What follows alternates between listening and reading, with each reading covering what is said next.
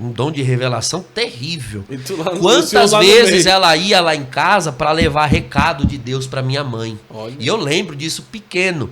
Então assim, a renovação, os dons sempre circularam a nossa casa.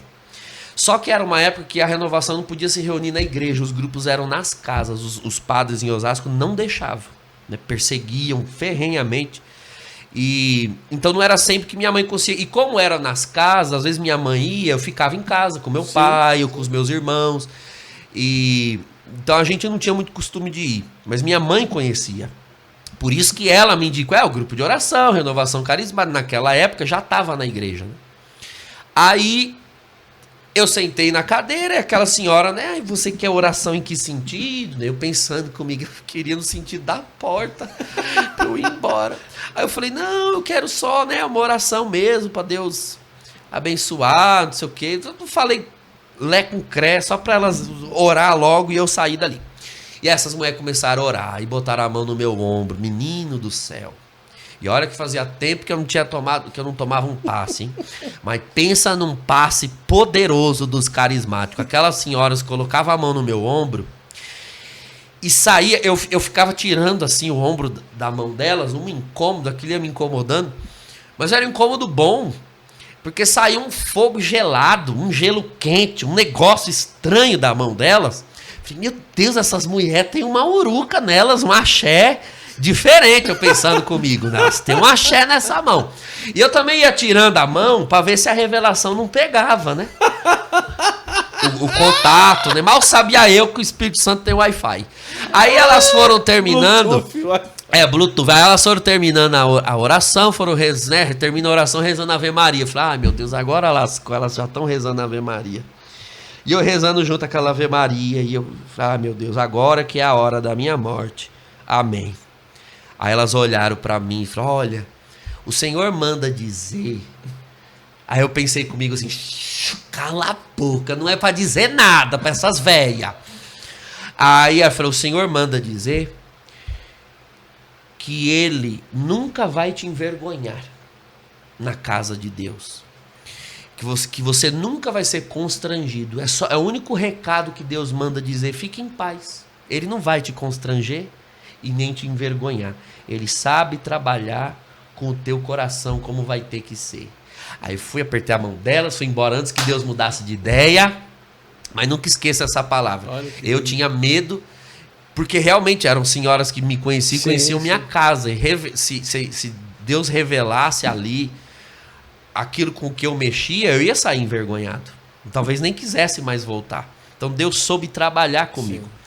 Na terça-feira de carnaval, que foi o último dia do retiro, aí veio um outro pessoal, feriado de carnaval, o último dia do encontro, bem mais lotado, arquibancada cheia. Começou oração de manhã. Aí veio um outro irmão, na época era um pessoal da Canção Nova, inclusive, era o Paulo Vitor, eu nem sei por onde ele anda, ele não é mais da Canção Nova, isso eu sei que ele não é. Mas na época ele era da Canção Nova. E ele começou a ministrar a oração. Aí Deus usou ele e falou, olha, aqui tem um jovem, você frequenta um terreiro de macumba, de candomblé, e o Senhor já falou com você nesse retiro, o Senhor fala pela última vez, renuncia hoje, ele tem uma grande obra na sua vida e tem mais. Se você não renunciar hoje, no futuro milhares de vidas vão se perder. E você não entende hoje, mas um dia você vai entender. Aí eu lá na arquibancada pensando comigo, Senhor, pode ser que talvez esse jovem seja eu. Pode ser, porque eu sou católico. Mas se sou eu, vamos parar com essa palhaçada de ficar fofocando minha vida pros outros. Aqui tem um jovem, Tem gente que vai nos encontros doido por uma revelação. Vou lá, uma revelação lá pra mim, foi puto.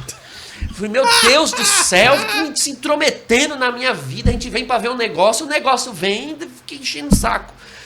Eu pensei comigo, que aí teve essa oração e depois foi uma pregação. Eu nem prestei atenção na pregação, eu fiquei na minha mente. Se é para eu sair do candomblé, então venha me tirar, porque eu não vou sair. Por que eu vou sair de um lugar onde eu gosto de estar e me sinto bem. Eu não estou fazendo mal para ninguém. Tem a desculpa da sim. pessoa que não quer mudar de vida, né? Eu não estou fazendo mal para ninguém, eu não Tô estou roubando, eu não estou matando, eu não estou usando droga, eu era um bom filho, eu tirava boas notas, eu era inteligente. Então, eu estou fazendo mal para ninguém.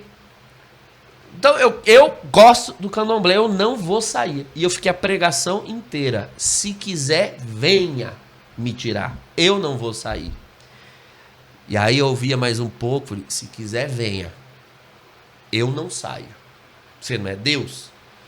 Não é o todo, o poderoso? Então vem, dá teus pulos, se vira. Aí eu sei que teve aquela pregação. E aí depois uma irmã pegou o microfone e falou, olha os irmãos que estão aqui nas arquibancadas, vamos descer aqui para a quadra, que o Senhor nos direcionou de fazer a efusão do Espírito Santo. Eu nem sabia o que era isso, mas falou Espírito, na hora eu desci. Mas eu desci na hora. Desci as escadas, fui lá pro fundo da quadra e fiquei esperando. Vamos ver se o Espírito chega.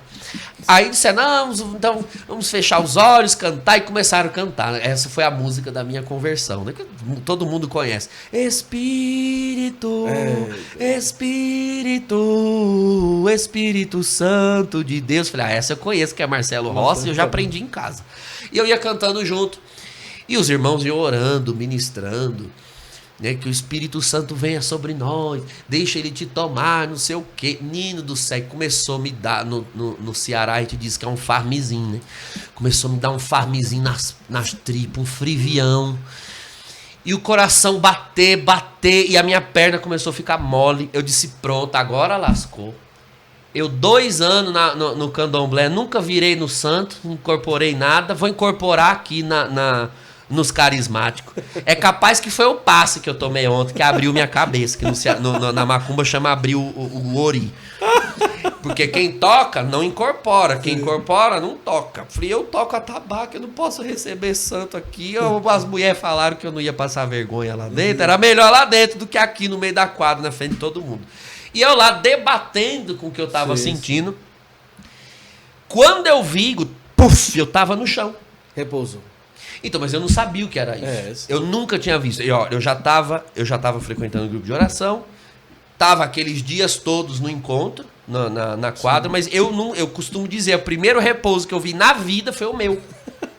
Porque eu tava no chão... Pra um autodidata tem tudo Pois a ver. pra um autodidata... exato. Nunca tinha parado pra pensar nessa perspectiva. É um autodidata mesmo. Eu caí Eu no aprendi chão, a repousar sozinho, sem ninguém. eu mesmo aprendi. Eu mesmo me ensinei com as minhas revelações. Aí eu caído lá no chão, pensando, meu Deus, o que eu tô fazendo aqui? Será que é desmaio? Que eu nunca tinha desmaiado na vida, né? Eu devo estar desmaiado. E não é normal, gente. Eu sou católico, eu tô no encontro de igreja católica, as pessoas não caem no chão na igreja. Eu sou católico desde pequeno, alguém vai vir me acudir. Tô até hoje esperando alguém lá acudir. Falei, será que eu tô desmaiado?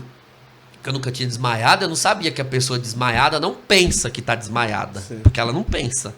E eu lá no chão pensando o que estava acontecendo, tentando sem força entender. para levantar. Não, eu não tinha força nenhuma. Eu perdi as forças. Eu só lembro mesmo da sensação de estar no chão. Eu não lembro a queda. O fenômeno, o percurso da queda, isso eu não lembro de maneira nenhuma. Eu lembro que eu estava no chão, tentando entender. De repente, era fevereiro, né? 2001, um calor, verão. Eu lembro que isso aconteceu mesmo, começou a chover durante aquela efusão, em cima do ginásio. E um vento, mas um vento soprava tão forte dentro do ginásio, aquele vento passava em cima de mim. E aí, de repente, eu vi, todas as vezes que eu conto esse testemunho, eu gostaria, assim, como teólogo, que eu sou hoje, professor de teologia, de ter termos precisos para explicar a experiência, mas não tem como. Eu só tenho como dizer o que foi, mas não tenho como explicar ou descrever. Eu vi,